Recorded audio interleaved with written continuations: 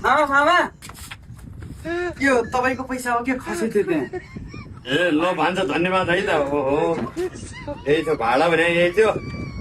सस्तो सस्ता खाने हुन्छ भाडा त राखेको छु। ल भन्छ म चाहिँ जान लाग्यो, राम्रोसँग बस्नु है। मामा यो 100 रुपियाँ त हो नि मामा?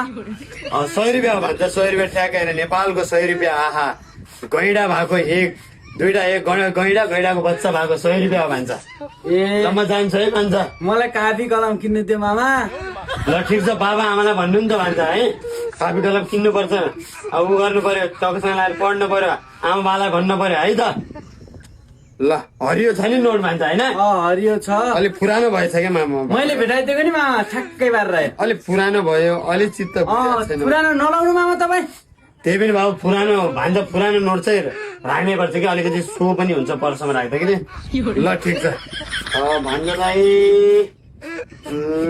नयाँ भएको भए दिन्थे, पुरानो छ। अब भान्जालाई के पुरानो दिनु? ल मामा त्यही पनि भान्जाले काम चलाइहाल्थ्यो मामा।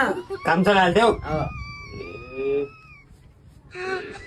भइगयो भन्छ, छोडिदियो। नयाँ नोट अर्कोचोटि आएको हुन्छ है। मामा मासले मामा मलाई पैसा नदिने मामा। त हाम्रो घर आउने भात खाने मामा, अनि हाम्रो घर आउने बस्ने एक महिनासम्म बस्ने। अहिले मलाई गर्छ नि बेला 1 रुपियाँ 5 रुपियाँ 10 रुपियाँ 20 रुपियाँ नदिने मामा, रन्डी गन मामा।